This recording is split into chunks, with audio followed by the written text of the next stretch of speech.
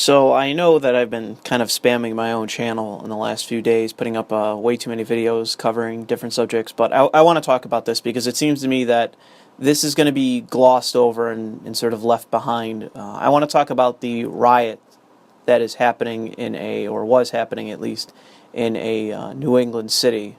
Let me cut to some footage.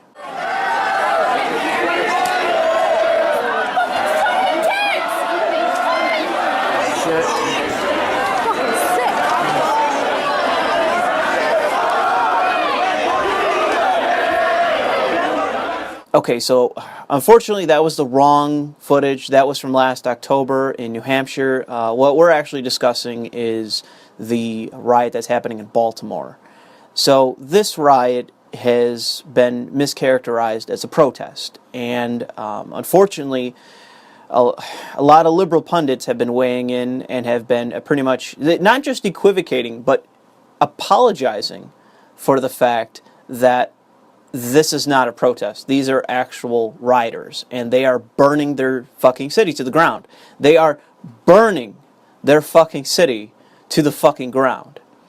Right off the bat, I have to say that this is an instance where the legislators, the politicians need to step out of the way, and police have to restore order. Before we can actually discuss any kind of legislative proposals or legal reforms, what we need is order. And that's not going to happen when you have people running around burning shit and looting. So, yes, absolutely, restore order. It may have to come to that, where you tear gas people, where you tase people, where you beat the shit out of them to restore order. But that is unfortunately what is necessary to keep people from destroying private property. I have to say that I can sympathize with business owners that are invested in that community when residents are destroying businesses just arbitrarily. Those businesses had nothing to do with what happened. Those businesses and those business owners had nothing to do with what has happened. You have no excuse to burn people's property, to destroy people's property and their businesses. That is unequivocally wrong. If there's something wrong, you deal with it legally. You don't go apeshit and start burning down your fucking town in some inexcusable anarchist fucking rage. That's not how you deal with something. I think that's really all I have to say on this matter. It's just, this has been getting so much terrible coverage. Even the ACLU of Maryland is disappointing me with their coverage of this. They can't just get down to the brass tacks of this situation, and that's what I want to get to. This is what's not being discussed in this situation. So now that I've condemned the riot, I've called out the people that should be called out in this. One of the better articles that I've read on this has been by The Intercept, by Lee Fang. I would say go to this and take a quick look just to get some context of really where, not an excuse of why we need to allow a riot, which I don't agree with, but essentially where this is coming from. Where is this anger stemming from? So let's get to the real simple version. What started this riot? What provoked this riot? So a guy by the name of Freddie Gray, who was allegedly arrested for no reason, was killed on his way to be processed. He was arrested and then killed. How did he die? Well, more than likely the reason was they gave him a rough ride, which means they didn't have him properly secured in a police van, and they were slamming on the brakes and making sharp turns, and this guy was fucking flying around in the back of the police van, and because of that, he died. That's some speculation on my part. Obviously, they have to investigate it, but in the process of this guy being arrested on film and him getting to processing, he died. It's very unlikely that he killed himself. It's very likely that the police they had some culpability in this guy's fucking death. There's a lot of conservatives that are pissing me off in this, as much as the liberals piss me off in this, because they don't seem, even the ACLU doesn't seem to understand what the importance of this matter is. We're not just talking about race issues. There's a far more important issue here. I'm going to help out conservatives by typing up, and we're going to go to it. Okay, So this is what my problem is here. No one seems to be talking about due process. We seem to have this fascination with, I don't know, what this person has done in the past. We seem to look at this person, Freddie Gray, and say, this person is a bad person. He has done bad things. Why this list is out of order, by the way, and whether this is actually a true list or just allegations or whatever, I don't really know. But let's just assume all this is true. Let's just assume that Freddie Gray is a bad person. He's a drug dealer. He's a thug.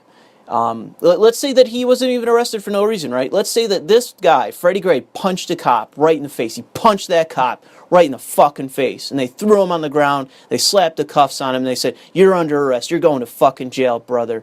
You fucked with the wrong cop. You can't punch a police officer in the face. What the fuck is wrong with you? And they throw him in the back of the van and they take him off to processing. Perfectly fine. Perfectly within the law. This is all fine so far. But when he shows up dead at the police station, now we have a problem. Now we have a due process problem. And I know a lot of conservatives are having a problem so far. They're saying to me, who gives a shit? Who gives a shit about this fucking degenerate? Look at this guy. He has the face of a fucking degenerate. Who cares? He's a bad fucking guy. Look at this. Look at this arrest record. Or these convictions anyways. Or alleged convictions, whatever. Look at this shit. Look. This guy is a fucking degenerate. Wouldn't it be easier to just to get rid of him? You know what I mean? I mean, I'm not really saying anything. I wouldn't do it, but I'm just saying, hey, let's just get rid of this guy. He's a degenerate. He's a criminal. He's scum. He can never be reformed. Let's just, do a quick little procedure and just get rid of him, right? Well, unfortunately, there is this thing, we'll go back to it, it's called due process, and it's part of the Constitution. So here's how I'm going to make this equation so that conservatives in the United States can better empathize with someone like Freddie Gray. Now, let's just pretend that instead of this case being Freddie Gray, let's pretend his name is Fred Gray. And Fred Gray, well, he's a good man. He is a good patriotic soul. He's a respected American, and he is a Second Amendment advocate. That's what he stands for, the Second Amendment. He has his right to own firearms. And in New York State, if you're aware, that this is also a very big issue, and it makes people very angry. I have my Second Amendment right. I have my Second Amendment right. It's absolute. You can't do a thing about it. Now, let's just say a police officer shows up and sees Fred Gray and says to him, hey, you can't own that firearm. You're under arrest. And so they arrest him for possessing a firearm. Legally, by the way. He legally has the right. He can carry that firearm. He has a license for it. But they arrest him anyways. They arrest him, they throw him in the back of the van, and they say, yeah, fuck you, Fred Gray. You're going to jail. And then on the way, Fred Gray dies. This patriotic American, this Second Amendment advocate, he dies in the back of a police van. Why? He was brought up on bullshit charges. He legally possessed that firearm and he died. So I want you to ask yourself, if this was the scenario, what would happen? What would happen? What would we be saying? Hey, well, let's look at Fred Gray's background. Let's look at what he was responsible for. What was Fred Gray? Did he have a record or not? Should we get rid of Fred Gray? Did he deserve to die? Is that what's going to happen, really? You really think that that's what's going to happen? I don't fucking think so. I don't fucking think so. I think you would have mass protests. Because we've seen it. I've seen it personally. When someone passes any kind of gun law, conservatives and even Democrats that are, that are Second Amendment enthusiasts, they go absolutely apeshit. There's protests, fucking insane rants about the government being tyrannical and taking away, state violence and control. They're coming to take away our rights and all this shit. But what about Fred Gray? What about Freddie Gray? What is the real difference here? You have Fred Gray who's lost, he got killed for taking away his Second Amendment rights, and you have Freddie Gray who was apparently arrested for no reason. What's the difference? What is the fucking difference here? I'll leave it at that. I'm just gonna, maybe I'm totally wrong. Maybe I am totally wrong about this. Maybe I am full of shit. I'm making a false comparison. I'm making a bad argument. I'm putting up some sort of wrong-headed fallacy, straw man argument. Maybe that's just me. Maybe I'm wrong, and that we need to just, maybe Freddie Gray did need to die. Maybe he deserved to die, and, we could just make excuses for it. We could just say, yeah, he was a degenerate, he deserved to die, and justice can keep marching forward. But I'll leave that up to you.